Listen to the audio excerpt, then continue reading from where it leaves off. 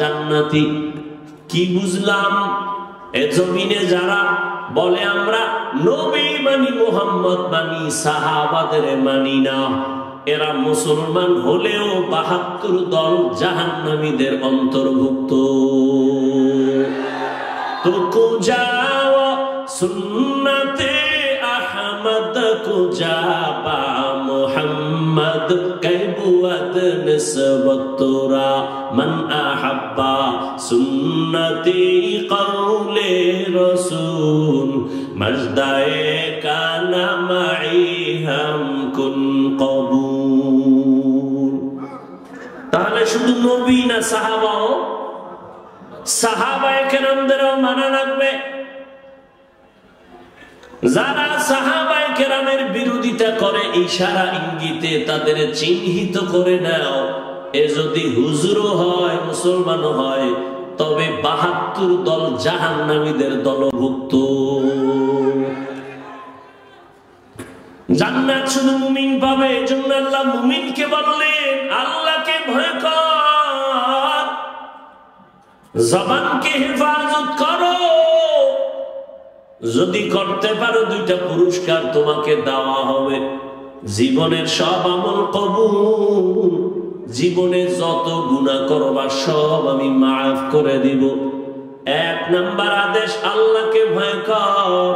দ্বিতীয় হলো জবানকে কন্ট্রোল করো। আল্লাহ জবানকে হেফাজতের কথা কেন বললেন? কান হেফাজত করো কেন বলেন নাই? চোখ হেফাজত করো এখানে কেন বলেন নাই? হাত হেফাজত করো কেন বলেন নাই? চোখ হেফাজত করো কেন বলেন নাই? জবানকে হেফাজত করো কেন বললেন? এর কারণ হলো পুরা দেহের মধ্যে আপনার আমার জিহ্বা, জবান হলো মারাত্মক একটা বড় অস্ত্রের নাম। হাদিসে পাকে রহমতের নবী বলেন, প্রতিদিন সকালবেলা অঙ্গ প্রত্যঙ্গ গুলো জিহ্বা থেকে পানা চায়। ও আল্লাহ, জিহ্বার অত্যাচার থেকে পানা দাও। জবানে জানি আবার কোন কথা বলে পেছ লাগায় দেয়, আর আইসা হামলা শুরু হয় হাতের উপরে, চোখের উপরে। অঙ্গ প্রত্যঙ্গ গুলো আল্লাহর কাছে পানা চায় জবানের খারাপ আচরণ থেকে। এই জবান এমন একটা অস্ত্র, বেলেটের মতো চতুর্পার্শ্বে তার ধার। বেলেটের চারপার্শ্বে ধার, যেদিকেই মারে ওদিকেই কাটে। বলে জিহ্বাটাও এমন। কয় কেমন? কয় তাকায় দেখ, একটা অমুসলিম এই জিহ্বা নাড়ায় যদি বলে লা ইলাহা ইল্লাল্লাহ, ইয়াকিনার ঈমানের সাথে মুমিন হয়ে গেল। আবার এই জিহ্বাটা নাড়াইয়া যদি বলে আমি আল্লাহ মানি, নবী মানি, কোরআন মানি, তবে নামাজের হুকুম, দাড়ির হুকুম, পর্দার হুকুম মানি না, ঈমান আছে? শেষ। তাহলে একই জিহ্বা একবার মুমিন বানাইলো আর একবার বেঈমান বানাই দিল, কাম একটাই করতেছে। এই জিহ্বা নাড়াইয়া অপরিচিত একটা মেয়েকে যদি সাক্ষীর সামনে বলে তুই আমার স্ত্রী, আমি কবুল করে নিলাম, অপরিচিত মেয়েটা তোমার আপন সঙ্গিনী হয়ে গেল। আবার এই একই জিহ্বা নাড়ায় যদি বলো আপন বউকে বলো তালাক, আছে? তোমার জীবনের আপন সঙ্গিনী বিদায়। বিচারকের চেয়ারের মধ্যে বসিয়া বিচারক যদি জিহ্বা নাড়ায় ডান দিকে তাকায়া ফাঁসির আসামিকে বলে তোকে মুক্তি দিয়ে দিলাম, ফুলের মালা পরে বাড়ি যাবে। আবার এই বিচারক একই জিহ্বা নাড়াইয়া যদি বাম দিকে তাকায় বলে নিরপরাধের বলে ধর, নিরপরাধ ব্যক্তির হাতে পুলিশের হ্যান্ডকাপ লেগে যাবে। জিহ্বা এমন একটা অস্ত্র, এই জবানের কথার দ্বারা প্রমাণ হবে আমি ভালো না খারাপ। এই জবানই আমাকে পরিচয় দেয় আমি মুমিন না বেঈমান। আমার হাত পরিচয় দিবে না, চোখ পরিচয় দিবে না আমি মুমিন কিনা। আমার জবানের কথা পরিচয় দিবে আমি ভালো বংশের নাকি খারাপ। আমার জবানের কথায় পরিচয় দিবে আমি ইমানদার নাকি বেঈমান। আমার জবানের কথার দ্বারাই প্রমাণ হবে আমি ভালো নাকি খারাপ। জবানটা বড় মারাত্মক একটা অস্ত্র। তোমার ইচ্ছার বিরুদ্ধে চলে, অগ্রিম তুমি ঘুমায় আছো, এর মধ্যে তোমার জবান চলতেছে, কথা কয় ঘুমাইয়া, কয় না? তাহলে তোমার ইচ্ছার বিরুদ্ধে জবান চলে। এজন্য আল্লাহ কয় জবানকে হেফাজত করো। রহমতের নবীও বলেন জবান হেফাজত করো। মাইকের সাউন্ড কি আর ভালো হবে না? এটা মহা মুসিবত। জামালপুরে এত ভালো ভালো মাইকে অস করে গেলাম জীবন বারে, বুঝি না কিছু আমি। আমাদের সারা জিন্দেগির কষ্ট। আমাকে বাতিরও দরকার নাই, প্যান্ডেলেরও দরকার নাই, শুধু মাইক দরকার, আর কিছু লাগে না। এত চিল্লানো যায় নাকি? তো কথা বললে অনেক জায়গায় কষ্ট কম হয়, এটা তো কষ্ট বেশি হইতেছে। এই মাইক কোন জায়গারই দেয়? হ্যাঁ, কি ইসলামপুর আনলে টাকা কম লাগবে এই জন্য? সাউন্ড ঠিক করো। 13টা মেশিন লই বইছে, চালাইতে পারে না।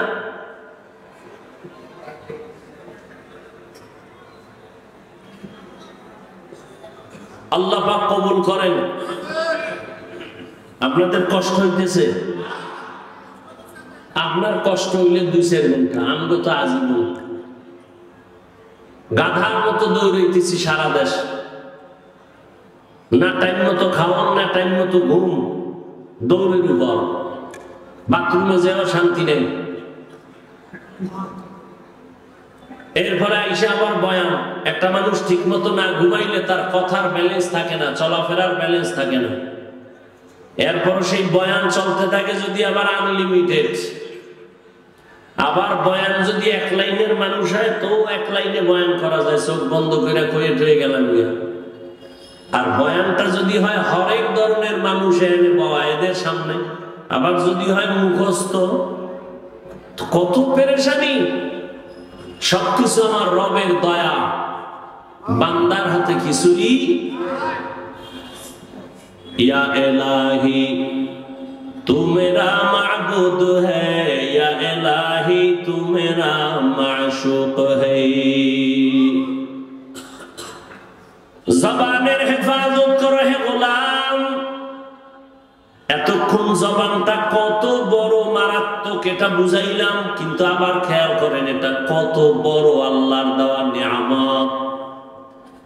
খানার প্লেট সামনে নিছেন, খানার মধ্যে কোনো চুল আছে কিনা সব চোখের রাডার দিয়া খুঁজলেন। খুঁজার পরে আপনি নিশ্চিত খানার মধ্যে কোনো ঝামেলা নাই। একটা লোকমা যখন আপনি দিছেন, একটা চিকন চুল খানার লোকমায় চোখের রাডারে ধরা পড়ে নাই, জিহ্বায় ধরা পড়ে গেছে। এরে আল্লাহর বান্দা, এটা কত বড় নিয়ামত। মাইকে কথা বলি, বিদ্যুতের বাতি জ্বলে, চার্জ চলে যায়, ফ্যানের বাতাস দিয়া মেশিন ঠান্ডা করা লাগে। একটানা মেশিন চললে গরম হয়ে আগুন লাগবে। অথচ আল্লাহর দেওয়া জিহ্বা নামের কত বড় নিয়ামত।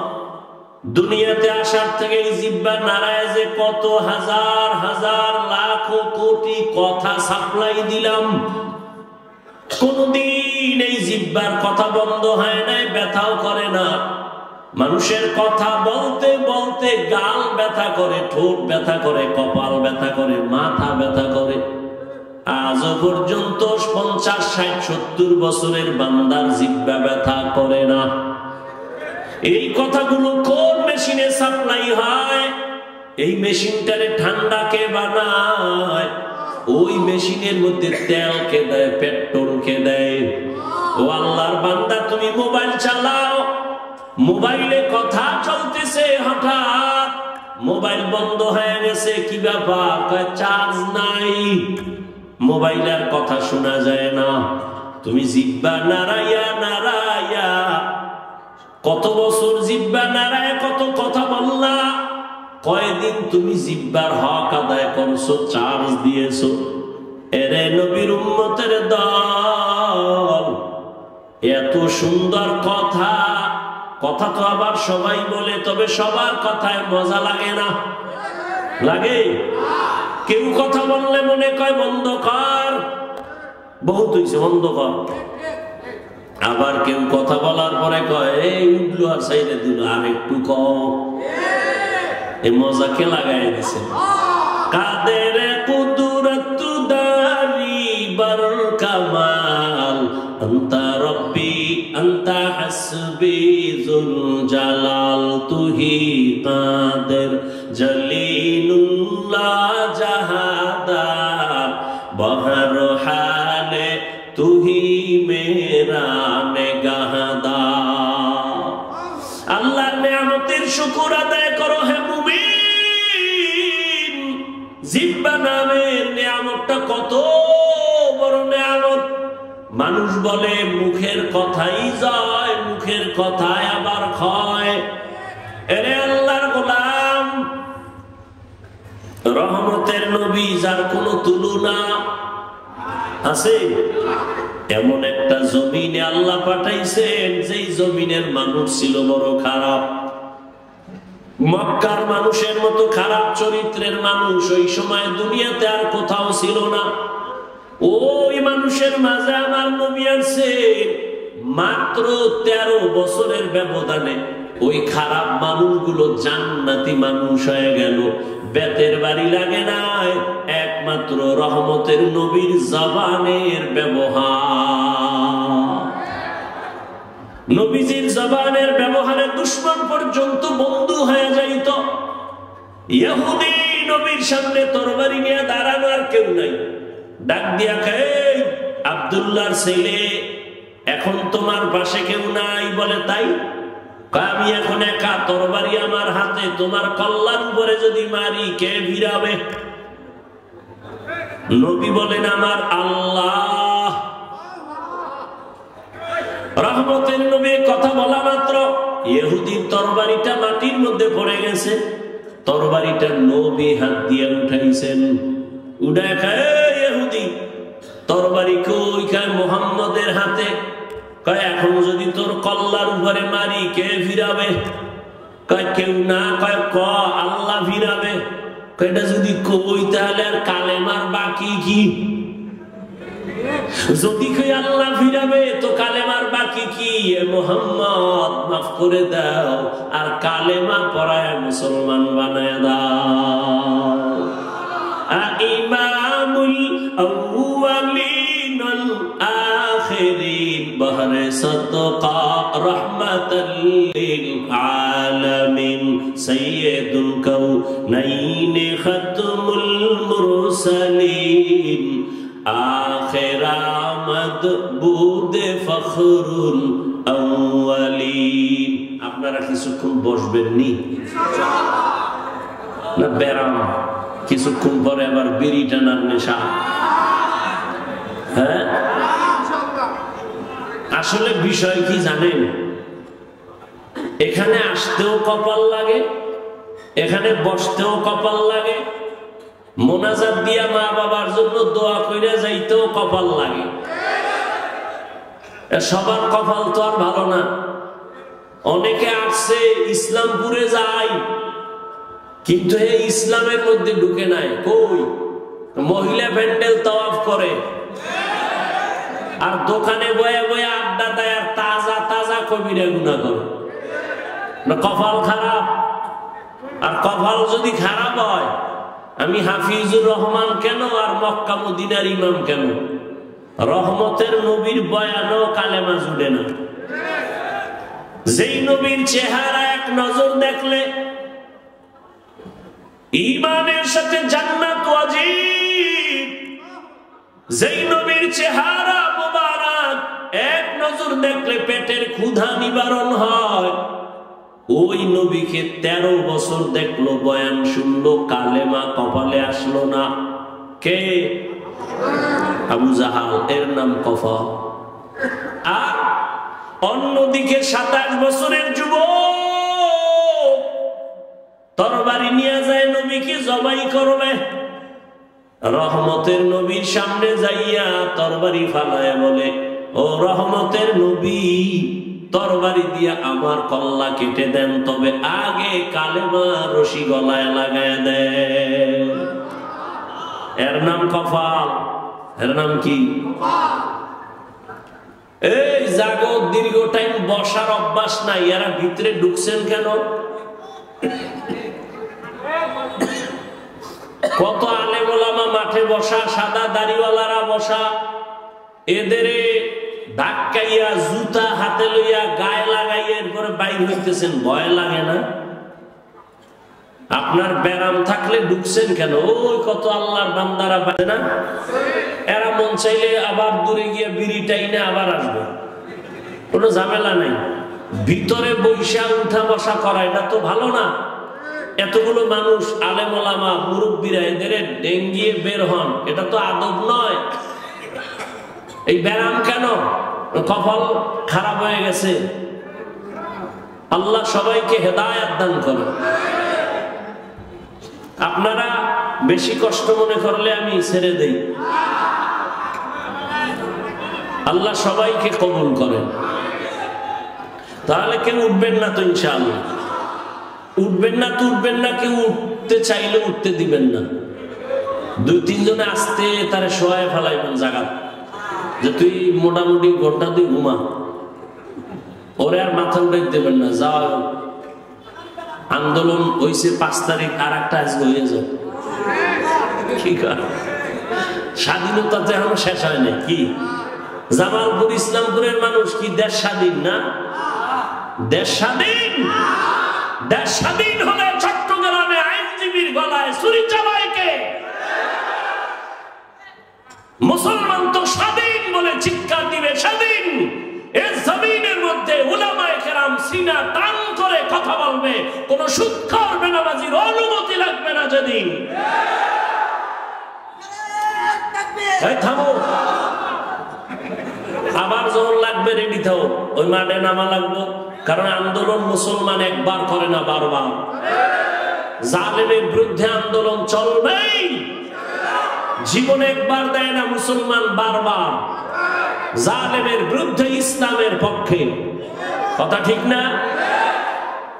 আল্লাহ সবাইকে কবুল করেন। কোন চান্দুকে আর জুলুম করার সুযোগ দেওয়া যাবে? কাফনের কাফন কিনে রেডি রাখো। ডাক আসলে ময়দানে অবতীর্ণ হতে হবে। তুমি যতই বন্ধু বান্ধব তালাশ করো, বলছি না সব ধান্দাবাজ আর চান্দাবাজ, একমাত্র তোমার কলিজার আপন বন্ধু নিঃস্বার্থ উলামায়ে কেরাম। অতএব উলামায়ে কেরাম ডাক দিলে আবার ময়দানে আসতে হবে।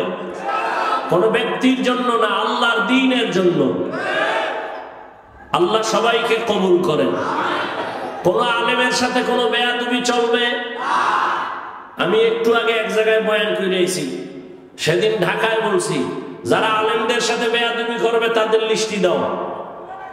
ইমামের সাথে, মাদ্রাসার কোন শিক্ষকের সাথে, কোন বক্তার সাথে উল্টা পাল্টা করলেই তাদের লিস্টি আমাদেরকে দাও। ঢাকার থেকে আবার আলেমদেরকে নিয়ে বসে আবার আন্দোলনে, জালেমের বিরুদ্ধে ময়দানে আবার নামতে হবে। কোন মাস্তানি চলবে? এদেশে আলেম ওলামা কম, মাদ্রাসা কম, কেউরে দরকার নাই। আমরা শুধু আলিয়াও লাগবে না, আমরা কওমি মাদ্রাসার হুজুর আর ছাত্র যদি রাস্তায় নামি, পলানেরও জায়গা পাইতো না। প্রত্যেকটা নাস্তিক আর বেয়াদব ওলামায়ে কেরামের অনুমতি ছাড়া কথা বলার সাহস পাবে না। আল্লাহ সবাইকে হেদায়েতের দৌলত দান করেন। শিয়ালে রাতে মুরগি দিয়ে কয় 3 দিন আমানত। শিয়াল পণ্ডিত কয় দোয়া চাই, মাফ চাই। জিন দেখানো মরাও হইতে না। শিয়ালের হাতে মুরগি দিলে যা হবে, ধর্মের চাবি সুদখোর আর বেনামাজির হাতে দিলে তাই হবে। আল্লাহ হেদায়েত দান করুন। তো যে কথা বলতেছি, উঠা বসা করলে আমি মোনাজাত দিয়ে দিই। কথা বলতে অনেক কষ্ট হয়, সাউন্ডটা আমার মনের মতো পাই না, এই জন্য। তারপরে আপনাদের মহব্বতে বলতেছি, কারণ সবকিছুর মধ্যে আপনাদের দোয়া। বক্তার এলেম আর আমলে বয়ান হয় না, জীবন মনে রাখবেন। এলেম আর আমলের বাহাদুরি দিয়া বয়ান হয় না, বয়ান হয় শ্রোতাদের অন্তরের মহব্বত আর আকর্ষণের উপর। আর রহমত কার? জোরে বলেন। ইয়া আইয়ুহাল্লাযীনা আমানুত্তাকুল্লাহা ওয়া কুলু কাওলান সাদীদা। হে মুমিন, আল্লাহকে ভয় করো, জবানের হেফাজত করো। জবান বড় দামি একটা অস্ত্র, আল্লাহ পাকের অন্যদিকে বড় নেয়ামত। এই জবান হেফাজত কেমনে করবা? তোমার ইচ্ছার বিরুদ্ধে জবান দৌড়ায়। হাত যদি অন্যায় করে রশি দিয়া পেঁচাও, বেঁধে রাখো, আর অন্যায় করতে পারবে না। পা যদি অন্যায় ভাবে হাঁটে, পাও দুইটা বেঁধে দেওয়ার হাঁটতে পারবে না। কান যদি অন্যায় আওয়াজ কানে নেয়, পট্টি লাগায় দাও, কান হেফাজত হয়ে যাবে। ভালো করে বুঝো, চোখ যদি অন্যায় কিছু দেখে, চোখের সামনে কালো আয়না লাগায় দাও, দেখবে না। বুঝেন, ভালো করে বুঝেন। হাত অন্যায় করলে বাধা যাবে, হেফাজত করা যায়, কন্ট্রোল করা যায়। কান অন্যায় করলে কন্ট্রোল করা যায়। চোখ অন্যায় করলে পট্টি লাগাও, আয়না লাগাও। কিন্তু জবানটা যদি অন্যায় করে বারবার, এটারে আটকাইবেন কেমনে? রশি দিয়া বাঁধা যাবে, কষ্টে লাগানো যাবে। জিহ্বা কেমন একটা বড় আল্লাহর অস্ত্র, এখানে কষ্টে পেয়ে ধরে না। ধরে? সুপার গুলো ধরবে? ধরবে না। তো জবানটারে কেমনে কন্ট্রোল করবেন? মুখের উপরে কষ্টে লাগাবেন? কয় না। এবার আল্লাহ দয়া করে একটা পরামর্শ দিতেছেন, ও বান্দা, আমি জানি, তোর থেকে বেশি জানি। হাতের আটকাইতে পারবি, কান আটকাইতে পারবি, চোখ আটকাইতে পারবি, পা পারবি, কিন্তু জবানটারে তুই দুনিয়ার কোন রশি দ্বারা বাঁধতে পারবি না। এটার জন্য আমি আল্লাহ কুদরতের একটা মেডিসিন দিছি, ওই মেডিসিন লাগায় দে, জিহ্বা কন্ট্রোল হয়ে যাবে। ওই মেডিসিন আমার আল্লাহর দেওয়া, মেডিসিনের নাম হলো তাকওয়া। हर के दारत खौफ हकदार दिल मदम जन्नतुल मअवा देहत रामकम जुज़बा हक़ची ज़े मखाज़ इंसुजा फज़ले उहा मस्ते दर जुमला जहां। ताक़वा माने अल्लाहर भय। ওই আল্লাহর ভয় নামের মেডিসিন দিয়া জবানটাকে আটকাইয়া দাও। আল্লাহর আদালতে দাঁড়াইয়া হিসাব দেওয়ার ভয়, এই ভয়ের নাম তাকওয়া। কয় ভয়টা অন্তরে ঢুকাইও। কয় কোথায় পাবো এই ভয়ের মেডিসিন? আল্লাহ বলেন, যারা এই জমিনে আমার প্রিয় গোলাম, আমার প্রিয় বান্দা, আহলুল্লাহ, এদের নেক নজর লাগাও, অন্তরে তাকওয়া চলে আসবে, আল্লাহর ভয়।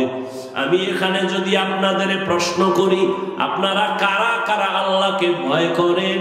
সবাই দুনো হাত উঠাইবে। চালাক যারা, তারা পাও দুইটা উঠায় বলবে, আমরা হুজুরগো থেকে বেশি আল্লাহরে ভয় করি। যদিও নামাজ পড়ি না, তবে আমগো ঈমান তাজা আছে না? চালাক বলবে, আমরা নামাজ না পড়লাম, দিল পরিষ্কার। সবাই বলবে, আমি আল্লাহকে ভয় করি। আমিও বলি, আমি আল্লাহকে ভয় করি। তুমি নামাজ বাদ দিয়ে বলো আল্লাহকে ভয় করি, আর আমার না, আমি নামাজ ঠিক রেখে বলি আল্লাহকে ভয় করি। আসলে আল্লাহর ভয় কি জিনিস, সেটার হাকিকত এখনো জানি না রে বাবা। আল্লাহর ভয়ের হাকিকত উদাহরণত এমন বলি, একটা সন্তান মা বাবাকে ভয় করে বলে তার প্রমাণ, সন্তান মা বাবার সামনে কখনো অন্যায় করে না। কেন? শাস্তির ভয়। ঠিক একটা শিক্ষকের ছাত্র ভয় করে, তার প্রমাণ, ছাত্র শিক্ষকের সামনে অন্যায় করে না, শাস্তির ভয়। ঠিক এই জমিনে যেই বান্দা যে বান্দি আল্লাহকে ভয় করবে ওই বান্দা গলায় ছুরি লাগাবে, দাড়ির মধ্যে ছুরি লাগাবে না। हर के दारत खौफ हक़दार दिल मदम जन्नतुल मअवा देहद रामकाम। আল্লাহর ভয় অন্তরে জমা করো হে মুমিন। কেমন আল্লাহর ভয়?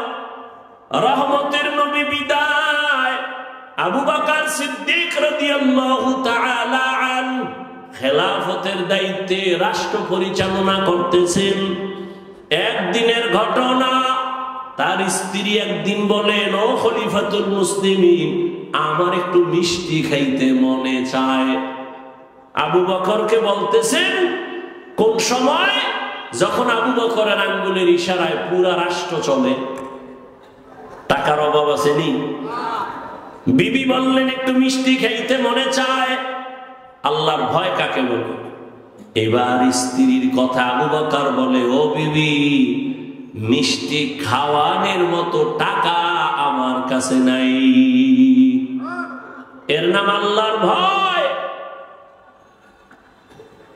রাষ্ট্র পরিচালনা করতেছে, টেলিফোন করলেই তো টাকার পাহাড়। কিন্তু আবু বকরের মতো গোলাম আল্লাহর ভয় নিয়ে বলে, ও বিবি, তোমাকে মিষ্টি খাওয়ানোর মতো টাকা নাই। ও পর্দার আড়ালের মা বোনেরা, ভালো করে শুনেন। স্ত্রী কিছুদিন চুপ হয়ে গেল। কিছুদিন পরে আলাদা কিছু টাকা দিয়া বলে, ও খলিফাতুল মুসলিমিন, আপনার কাছে টাকা নাই মানলাম, আমি আলাদা কিছু টাকা দিলাম, এই টাকা দিয়া মিষ্টি এনে দেন। আবু বকর সিদ্দিক রাদিয়াল্লাহু তাআলা আনহু তিনি বললেন, এই বিবি, টাকা পাইলা কই? আপনারা জিগাইবেন নি বউরে? জীবনেও না। আমনে কইবেন, সাব্বাস, এরকম চুরি কইরা পারলে আরো দিও। এটাও বলে ঠিক আন্দাজি। আবু বকর বললেন, বিবি, টাকা কই পেয়েছো? এবার বিবি কি কয় শুনেন। বিবি কয়, আপনি যে মাসে মাসে বেতন পান সরকারি কোষাগার থেকে, ওই বেতনের কিছু টাকা আমি বাঁচাইয়া জমা করছি। এবার দেখেন আবু বকর কি কয়, তাহলে তো বুঝলাম আমার বেতনের টাকার থেকে এই টাকাগুলো বাড়তি, এই টাকা না হইলেও তো সংসার চলে। তাহলে আগামী মাস থেকে বেতনের এই টাকা কমাইয়া নিব, এই টাকা কমাই নিব, আমার বেতনে এত টাকা লাগে না। এর নাম আল্লাহর ভয়। আর আমগো দেশের আল্লাহর ভয় দেখছেননি? সুইস ব্যাংকে আল্লাহর ভয়, 10 তলা বিল্ডিং, কোটি কোটি কোটি কোটি, কত হাজার কোটি খবর নাই। ও আল্লাহর বান্দা, আল্লাহর ভয় যতদিন না আসবে ততদিন পর্যন্ত বান্দার জীবনটা কন্ট্রোল করা সম্ভব হবে না। আর এটাও ছিল সত্য, আল্লাহর ভয় ততদিন পর্যন্ত আপনার অর্জন হবে না যতদিন পর্যন্ত আল্লাহর ওলিদের বন্ধু হবেন না। আউলিয়ারা কানে উকবা ইখতিয়ার, জাহেলারা কারে দুনিয়া ইখতিয়ার। মাইলে মোমেন সোয়ে মোমেন মিশাওয়াত, মাইলে কাফের সোয়ে কাফের মিশাওয়াত। আল্লাহর ভয় রে যুবক, আমিও যদি তোমার মতো প্যান্ট শার্ট টাই লাগাইয়া দাড়ি কামাইয়া রাস্তায় বাহাদুরের মতো ঘুরতাম, কেউ আমারে বাধা দিত না রে বাবা। ও ইসলামপুরের মুসলমান, ইসলাম কই? ইসলামপুরের মানুষের মধ্যে ইসলামের বড় অভাব। কি ইমান আলী নাম রাখছে তাজা বেঈমান, নাম হইল ইমান আলী। শান্তির হাটে শান্তি নাই, মুন্সিগঞ্জে মুন্সি নাই, ইসলামপুরের মধ্যে মাঠে তাকায় দেখি চেহারা ইসলাম নাই। ওগো নবীর উম্মতেরা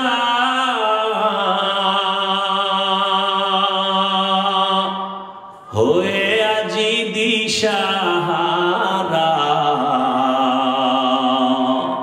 কোরআন হাদিসের চলো যখন যাহা চায় মনে, নবী বিনে কে তরাবে পুলসিরাত মিজানে, নবী বিনে কে তরাবে পুলসিরাত মিজানে। এরে নবীর উম্মতের দল, ও আমার কলিজার যুবক, কয়দিন আর হায়াত নিয়ে বাঁচবা এমন একটা দিন নাই যুবকের লাশের খবর নাই। ও যুবক বাবা, এতক্ষণ যে আমি চিল্লাইয়া তোমার সামনে কথা বললাম, একবারও বলি নাই আমি 5 কল্লি মাথায় দিয়েছি তুমিও দাও, না হয় জাহান্নামে যাইবা। আমি কওমি মাদ্রাসার সন্তান, তুমি যদি কওমিতে না যাও তোমার কপাল নষ্ট হবে বলি নাই। আমি তাবলীগের সন্তান, আমি পীরের মুরিদ, একবারও বলি নাই তাবলীগ আর পীরের কাছে না গেলে জাহান্নামে যাইবা। আমি তোমাদের কি বুঝাইতে চাই বাবা, আমি এ কথা বলি না হুজুর হও, পাগড়ি লাগাও, তসবিহ পড়ো না রে বাবা, এত ভয় পেও না। তুমি স্কুলে পড়ো, তুমি কলেজে পড়ো, তুমি চাকরি করো, তুমি ব্যবসা করো, তোমার জায়গায় থাইকা কেমনে তুমি মদিনার পথ ধরবা, জান্নাতের পথ ধরবা, এই কিছু পরামর্শ দেওয়াই হলো আমার কাজ। ও বাবা, পরামর্শ দিয়া যায়, নবীর তরিকা ছাড়া শান্তির কোনো পথ নাই। আজকে দেখো ইসলামপুরের ময়দানে হাজার হাজার হাজার হাজার এত মানুষ, এর টাকাওয়ালারা যদি এতগুলো মানুষ ইসলামপুরের কোন মাঠে জমা করতে চাইতো, কত পেরেশানি তার মাথায় আসতো। এই মানুষগুলোরে আসা যাওয়ার ফ্রি গাড়ি দেওয়া লাগতো, বসার জন্য ভিআইপি ব্যবস্থা, এরপরে ফাঁকে ফাঁকে নাস্তা, নাস্তা না দিলে আবার চেয়ারের বাড়ি। আবার এই মানুষগুলো সব টাকা দিলেও এই জান্নাতি মানুষ এই প্যান্ডেলে আসতো না। এলাকার যত গাঞ্জাখোরেরা সব এসে হাজির হইতো, আর এখানে সব জান্নাতি মানুষ, দাড়িওয়ালারা, আলেম ওলামারা নিজের টাকা দিয়ে ভাড়া দিয়ে এখানে আসছি। বসার বিছানাটাও ভালো না, দুনিয়াতে এর থেকে নিম্ন বিছানার নাই। অনেকে জায়গা না পায়া দাঁড়ায় বসে আছে, কেউ বসে আছে, কে বড় কে ছোট, কে আলেম কে মূর্খ, কে ধনী কে গরিব, কোনো ভেদাভেদ নাই, চুপচাপ বসা। এতগুলো মানুষের নিয়ন্ত্রণ করার জন্য কত পুলিশের প্রয়োজন হইতো, কিন্তু এত মানুষ এখানে আসছে, কোনো পুলিশের পেরেশানিও নাই, প্রশাসন লাগলো না, মানুষ সব ঠান্ডা ভাবে বসে আছে। আমার মনে হয় আমি যদি জিজ্ঞাসা করি, প্রত্যেকটা মানুষের পেটে এখন ক্ষুধা, রাত্র অনেক বেড়ে গেছে। গ্রাম অঞ্চলের মানুষ এত রাত সজাগ থাকে না, 7:30টায় এসা হইরা তাড়াতাড়ি ঘুমায় যাইতো, এক ঘুম হইয়া যাইতো। কিন্তু এখানে ক্ষুধা নিয়েও কোনো কষ্ট নাই। আমি যদি জিজ্ঞাসা করি এই ফালাই বাবারা কতক্ষণ থাকবেন, আমার মনে হয় সবাই কলিজা দিয়া বলবে, হাফিজ ভাই ফজর পর্যন্ত যদি রাখে আমরা কেউ যাব না। এটা কেমনে সম্ভব? এরে আল্লাহ মেধা দিছে। ও যুবক, ও বিন্দু বাবাজি, একটু চিন্তা করো, এটা কেমনে সম্ভব? টাকা দিয়াও এত মানুষ আনা যায় না, খানার লোভ দেখাইয়াও আনা যায় না, নিয়ন্ত্রণও করা যায় না। কত জায়গায় নিজেরা নিজেরা এতগুলো মানুষ এক জায়গায় হয়ে মারপিট করে, আর এখানে সব চুপচাপ হয়ে আছে। এটা কেমনে সম্ভব? একমাত্র আমার মদিনাওয়ালা নবীর আদর্শ মানার কারণেই সম্ভব। এরে নবীরা আশেক উম্মতেরা, ও যুবক একটু ভালো করে বুঝে আমার আল্লাহর ভয়। আজকে টুপি মাথায় দিলে মাথা গরম, তোমার থেকে কম বুঝি না রে বাবা। আজকে দাড়ি রাখলে যৌবনের ভাব চলে যায়, তাও বুঝি। লম্বা জামা পরার কারণে শরীর গরম লাগে, কম বুঝি না। এরপরেও কেন টুপি ছাড়ি না, নামাজ ছাড়ি না, বেপরদায় চলি না। এখানে আপনারা যারা বসা আছেন সবাই মুসলমান, আমিও মুসলমান। আপনাদের আল্লাহ আমার আল্লাহ এক নাকি দুই? আপনাদের নবী আমার নবী, আপনাদের কোরআন আমার কোরআন, আপনাদের ধর্ম আমার ধর্ম, আপনাদের কালেমা আমার কালেমা, আপনাদের কাবা আমার কাবা, আপনাদের নবী আমার নবী, আপনার আল্লাহ আমার আল্লাহ, আপনার কাবা আমার কাবা, সব এক। দুনিয়াতে আসছি তাও এক, বিদায় বেলা কাফন হবে তিনটা, তাও এক। আমি বক্তার সম্মানে একটা কাফন কেউ বাড়াইয়াও দিবে না। এই এলাকার গরিব মরিয়া গেলে একটা কাফন কেউ কমাইয়াও দিবে না। কোটিপতিরও যেমন তিনটা কাফন, গরিবেরও তেমন তিনটা কাফন। ও আল্লাহর বান্দারা, কালার হবে আলাদা না এক? কি কালার? সাদা। কাফনের উপরে লেখা থাকবে বড় হুজুরের লাশ, এমপি সাহেবের লাশ। কে ধনী, কে গরিব, কে আলেম, কে মূর্খ, কে ইমাম, কে মুক্তাদি, কে বক্তা, কে শ্রোতা, কে পীর, কি মুরিদ। আজকে আমি বক্তা বক্তা ভাব যতই দেখাই না কেন, তুমি টাকার গরম যত দেখাও, সাদা কাফনে যেদিন ঢুকবা সব বাহাদুরি শেষ হয়ে যাবে। ওই কাফনের মধ্যে কে গোলাম আর কে মালিক, কে ধনী, কে গরিব, কাফনে ঢুকলে আর পাওয়া যাবে না, সব একাকার হয়ে যাবে। ওই কবরের সাইজ হবে এক। ওই কবরে রাখিয়া বিদায় বেলা প্রশ্ন করা হবে সবার বেলায় তিনটা, তাও এক। আমাকে যেই প্রশ্ন যুবক, তোমাকে একই প্রশ্ন। রবের পরিচয় দাও, ধর্মের পরিচয় দাও, রহমাতুল লিল আলামিনের পরিচয় দাও। নবী বলে এই তিনটা প্রশ্নের জবাব যারা দিতে পারবে তাদের কবর হবে রওজাতুম মির রিয়াজিল জান্নাহ। আর যারা জবাব দিতে পারবা না তাদের কবর হবে হুফরাতুম মিন হুফারিন নার। কারা পারবে জবাব দিতে? আমরা হুজুরেরা। এই হুজুরেরা, হুজুরেরা পারার কোনো গ্যারান্টি আছে? নাই। যদি থাকতো রহমতের নবীর হাতের সাহাবা জান্নাতের টিকিট হাতে পাইছেন 10 জন। এই 10 জনের ইতিহাস বইরা দেখো, মরণ পর্যন্ত শুধু কান্না কান্না কান্না কান্না। রহমতের নবী বলেন, আমি আয়েশার হুজরায় রাতে এসা পরে ঘুমায় গেলাম। আমি ঘুমাইলে আমার চোখ বন্ধ, তবে আমার অন্তর ঘুমায় না। আমার মাথার কিনারায় মসজিদে নববী, আমার মসজিদ ছোট ঘর। হঠাৎ ঘুমের মধ্যে রাতের বেলা গভীরে শুনি কান্নার আওয়াজ। আমি হঠাৎ চোখ খুললাম, কে কান্না করে? আমি আস্তে আস্তে উঠলাম। ঘুম থেকে উঠা আমি বের হইয়া দেখি নামাজের মধ্যে একজনে দাঁড়ায় দাঁড়ায় কান্না করে। সাধারণ কেউ কাঁদে না, আমার জান্নাতের সাহাবী, আমার কলিজার আবু বকর নামাজে দাঁড়ায় দাঁড়ায় কান্না করে। আমি জিজ্ঞাসা করলাম নামাজের পরে, আবু বকর আপনি নামাজে দাঁড়াইয়া কেন কান্না করলেন? আবু বকর বলেন, ইয়া রাসূলুল্লাহ, হাসরের ময়দানে মালিকের সামনে কেমনে দাঁড়াইয়া হিসাব দিব সেই ভয়। আমি চোখের পানি ছেড়ে কান্না করতেছি, আল্লাহর আদালতে কেমন করে দাঁড়াবো?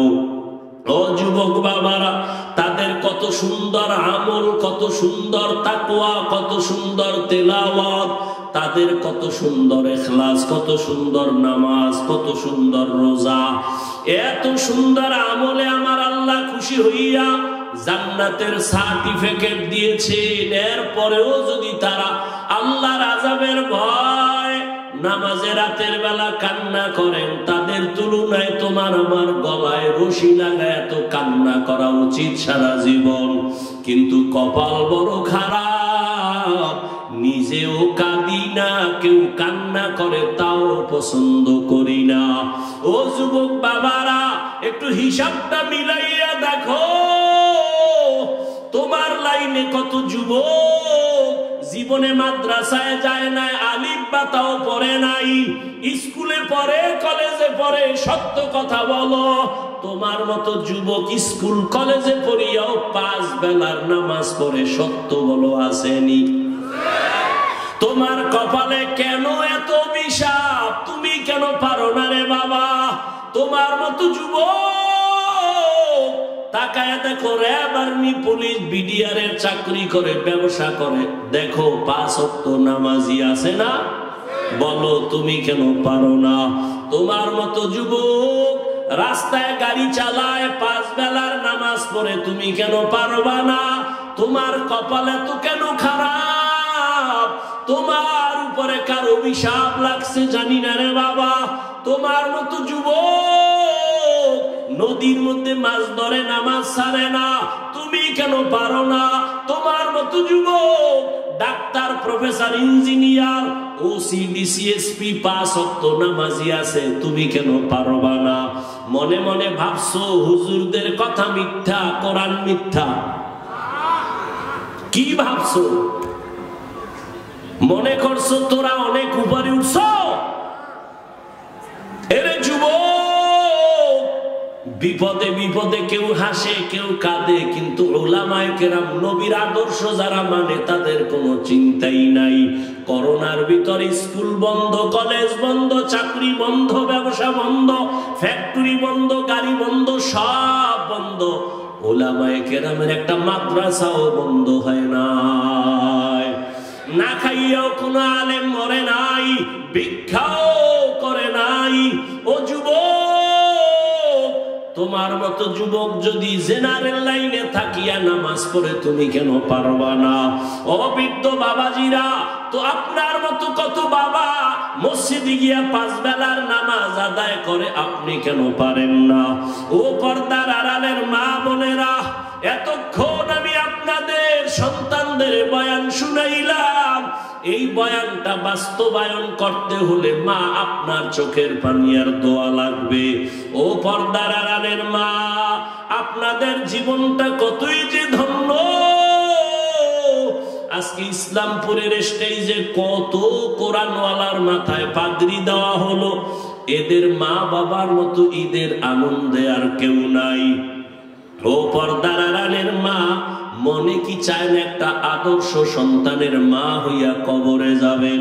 আপনারা তো নবীদের মায়ের মতো দামি মা, সাহাবায়ে কেরামদের মায়ের মতো দামি।